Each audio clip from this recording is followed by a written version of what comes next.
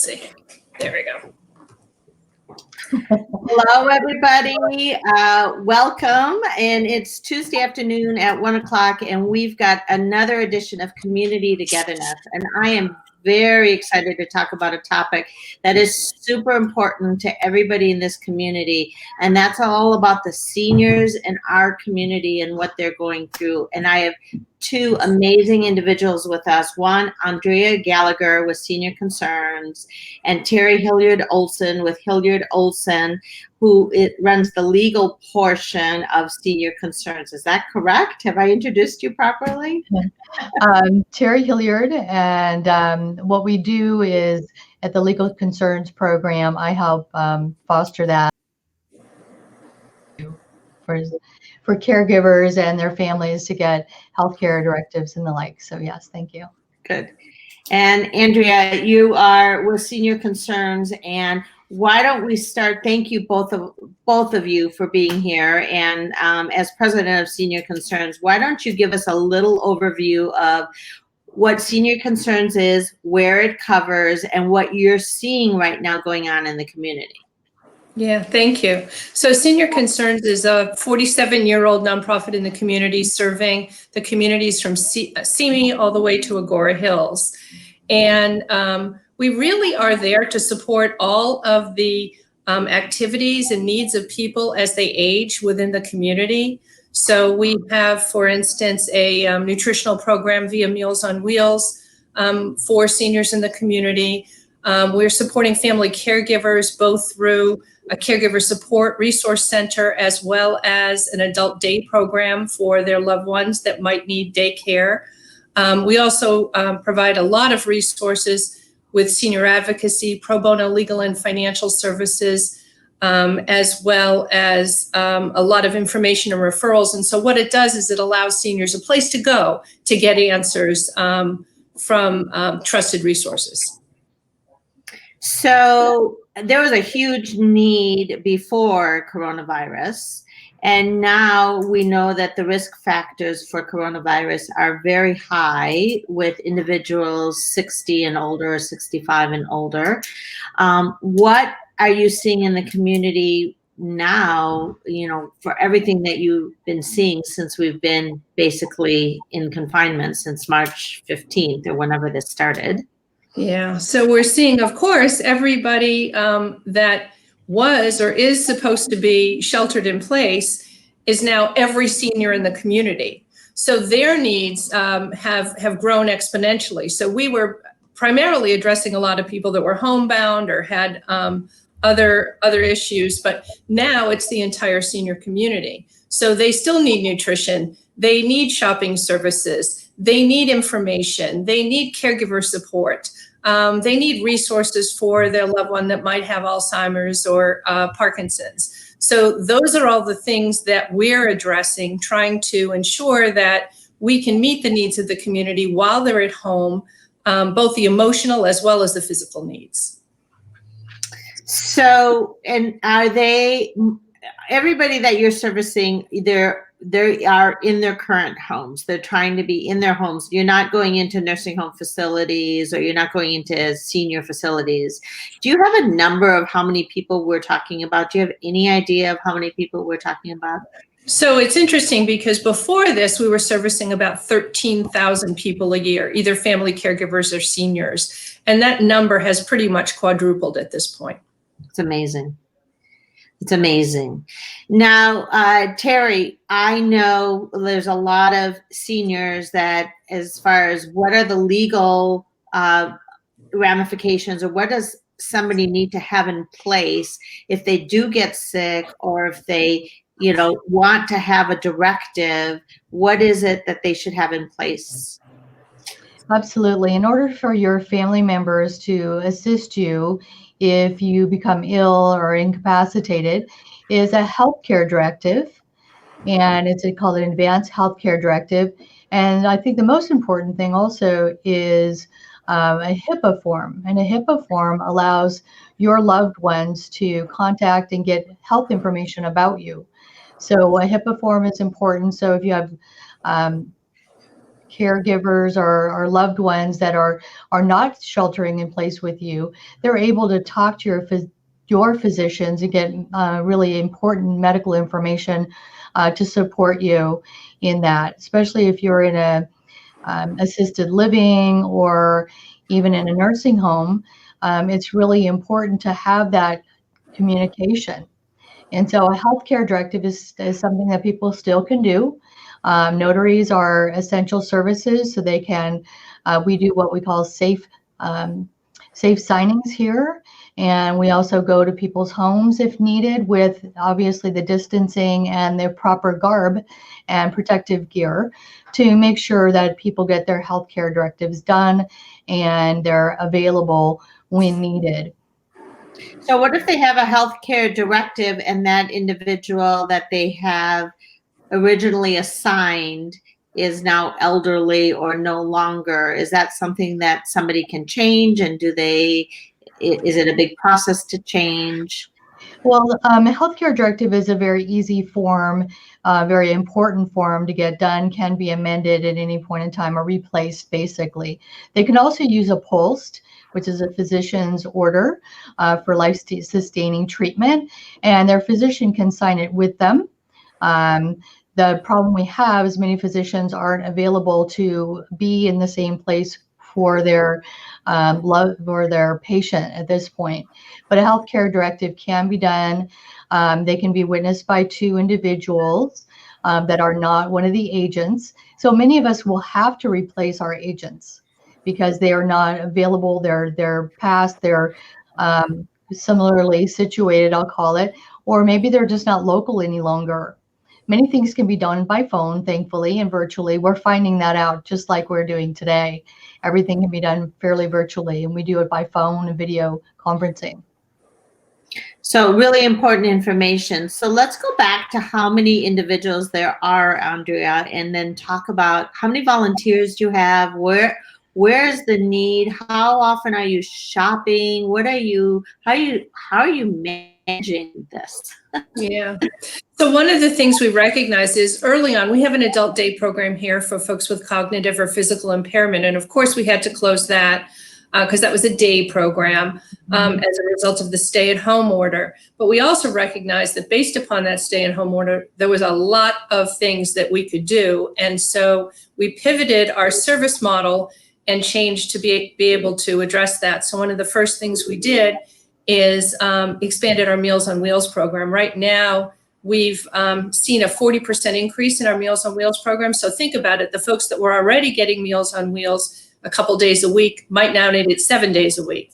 And brand new folks that are now staying home that used to be able to go out for lunch or dinner can't do that anymore. So that's grown dramatically. And we've actually started a secondary site. Our meals were prepared for us at Los Robles Hospital. And now we've just started a relationship with Country Harvest Restaurant in Newbury Park to provide some of those meals also. The next thing we recognize is that people needed groceries and really shouldn't be out shopping. So we put out a call to volunteers. Literally within the matter of a week, we had 70 volunteers who had provided an application and done a background check. And we were able to match that volunteer with a particular senior that wanted grocery shopping done. So what would happen is the volunteer would call the senior, get the grocery list, do the shopping, call the senior on the way over to their home and tell them how much it is. The senior would leave a check outside. The volunteer would bring the groceries, put them at the front door, step back 6 feet, and then the senior could take their groceries. And then what happens is that volunteer follows that senior throughout the entirety of this stay-at-home order, so that if they need groceries next week or the week after or a month from now, they're right there for them. The other thing we did is started a pantry. There were a lot of really low-income seniors that are staying in place that really need help and support. So we had a tremendous amount of donations from religious organizations and service groups and individuals. And so we have a pretty well-stocked pantry, including toilet paper, to be able to, deliver to seniors in our community. And then we have a number of kids who have written letters or drawn pictures. And so we can include that in with the delivery to sort of brighten the day of a senior. Yeah. I love that. So do you need more volunteers? Is there a point of, we're in this stay in place now until at least May 15th. Governor Newsom talked today about how, if they do open us up, the rules on how they're going to open us up. And obviously with seniors, we could be here with the seniors in this kind of situation. I hate to say it, but we could be here for 6 months to a year, that they have to be sheltered in place and be protected. Special hours for them to shop, special hours to go to the grocery store. So this is not just a short-term need here, right? We're forecasting it to be potentially a long-term need, right? We do expect it to be long-term. And so one of the first things I'd say is if it's possible to make a financial donation, that would be fantastic. And the reason for that is because with our adult day program, there are no revenues coming in. The growth of our Meals on Wheels program, quite often, most of those folks are scholarshiped, meaning that they're getting free meals based upon their income level. And when we used to have our Caregiver Recognition Day or Boat Bash or Love Run fundraisers for senior concerns, of course, those have all put on pause or postponed, and so as a result, we don't have income coming in in order to provide these essential services. So any help we can get financially, folks can go to www.seniorconcerns.org and hit the donate button right there. That would be wonderful. We do periodically have a need for new items for our pantry. So again, that's also online. You can just go and look at our COVID response and it'll have a list of the items that we need. And then lastly, right now we're good for volunteers, but to your point, we expect this to go on for quite a long period of time. And so what I'd say is periodically check our website. It'll say whether we're opening up that passageway again for new volunteers to apply. But for right now, we're set, but that may not be the case 2 weeks from now. Oh, that's just terrific. I mean, that's great news. But yes, donations, look, we're in Conejo community and there's a lot of need right now, but there's a lot of people who are, comfortable and are looking for ways to help. So let's get it out there and let's help donate to these seniors and help you fill up your pantries and help you fill up the grocery stores. And the emotional support is, I think, also a big need. Mm-hmm. Terri, what are you seeing going on as far as the seniors that are contacting you? What are you seeing their fears or concerns are, and how can we help support you supporting them? Thank you. What's really exciting is having the resource of senior concerns and their advocates, because we have the mental health side and the sustainability. What I'm really seeing right now is to be able to connect to the seniors, to senior concerns. My clients are looking for that support. They're out of state. They're figuring out, how do I do this? And so as a team, that's why I'm on the board for Senior Concerns for so long, and I'm hoping they'll keep me for a while longer, because it's really, really essential for all our families. And I'm seeing that what's going to happen is we're going to create relationships, like the shopping, the letter writing from the young people. I think the silver lining that I see here is that we're going to create knowledge of senior concerns, how they can easily relate, how we can further support one another in our community. So that's the silver lining that I see. What I'm seeing also is people are going they're going to have to go to the hospital, and then they're being released to, let's say, assisted living or skilled nursing. So I see a lot of the Medi-Cal side and the concerns that seniors have when they're frail and their family members are going, oh, whoa, I'm not sure I want them to go there, because I may never see them again because they're shut in. So I'm getting a lot of those calls. But really the essential part in the day-to-day is that our families are going, how do I make sure that my mom's okay? And so Senior Concerns, the Meals on Wheels, the keeping connected, the checking on, whether it's emotional as well as the physical sustainability. That's the beautiful part about Senior Concerns, and brings tears to our eyes because we're able to do that. I mean, what Andrea and the team has done to COVID pivot, I call it, has been absolutely unbelievably amazing. And I think it's going to continue to be further services for a very long time, how we touch people. And eventually, I hope Senior Concerns will be that safe place that our seniors can go. That's an approved place that's safe. That's what I'm seeing and visualizing what the future looks like for us. But it is going to be Thursday is Healthcare Decisions Day, just a reminder. And so whether we have caregivers or seniors that need that, they would call Senior Concerns directly, get connected. And many times they'll be calling me to help with that, and our team of attorneys, volunteers that are absolutely amazing. I mean, we are in an aging population, right? We know the Conejo Valley, I mean, just in general, we are in an aging population. So everything that you two are doing with Senior Concerns and, getting the word out and letting people know you're available and donations that are needed, and if you need more volunteers, we obviously would love to continue to be a part of, how we can help you, partner with you. How else? Please reach out if we can help at all. I mean that sincerely. We are also active in the community, and we see a huge need in the Senior Concerns area and the senior area. And if there's anything, our team can do for you, please reach out to us. Is there anything else, in closing? Obviously, go to the seniorconcerns.org, donate, call you guys, have questions. Is there anything else that we can do right now for you to help you, navigate this new world that we're entering? So I was just going to say quickly that when you donate, you can actually make it repetitive, meaning donate on a monthly basis, a weekly basis, and that would make a difference. A lot of people are doing what I call retail therapy right now. And so just thinking about my household, because Amazon seems to come every day for some reason. So why not use that money? Also, you can designate Senior Concerns as your charity of choice when you do that shopping. Every little bit counts. But I think if we can do repetitive giving, and we have charitable giving. So this is a good time while people have time, is to look at their trust, look at their wills, say, who do we want to give to? Hey, how about Senior Concerns?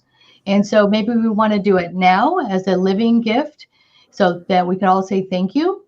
Or we might want to do it through our estate plans, and they can certainly see me or check in with Andrea, and we can certainly help with that. Whatever you'd like to give, we'd love to share it.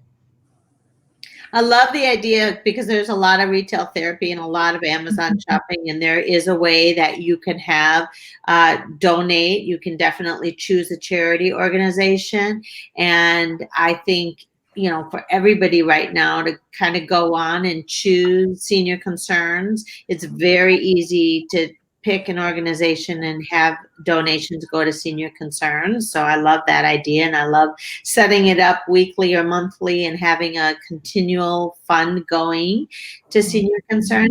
Andrea, anything you want to add to that? Yeah, I just wanted to say, if you are going on to Amazon Smile, our official name is Conejo Valley Senior Concerns. So that's what you would look up at Amazon Smile in order to put us as the recipient of your Amazon donation. And one last thing I'd just say, I think the incredible thing of what we're doing with volunteers and seniors in our community is we are building a larger connected community. There are so many of these 100 volunteers were never in our Senior Concern Circle before, and they weren't connected necessarily with seniors, or particularly these seniors. So now we are creating a new network and a relationship. And, that reciprocal relationship is benefiting both. So it really is, as much as it's a challenging time, it is a beautiful time in our community. Very rewarding. And I think the emotional support that you're talking about is, obviously, I understand the the physical need of being able to get groceries, but I understand the emotional support that these people who are living alone are nervous or don't have anybody nearby.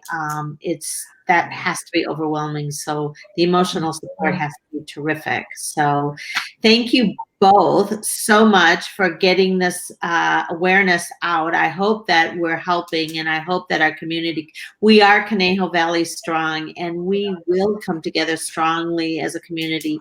And I think you're right. We are pivoting and we're finding new ways to come together and connect. And so thank you again. We will probably have you on as we end up going out, like what else can we be offering for the senior concerns? Because I do think once they do lift our stay-at-home order, there's going to be new things that we need to find out about for these seniors and how we can help. Thank you both for everything you've done and taking the time today. Thank you so much, really. Fabulous job in informing the community. Thank you. Thank you. Stay safe, both of you. Stay healthy, and thanks again. You too. Take care.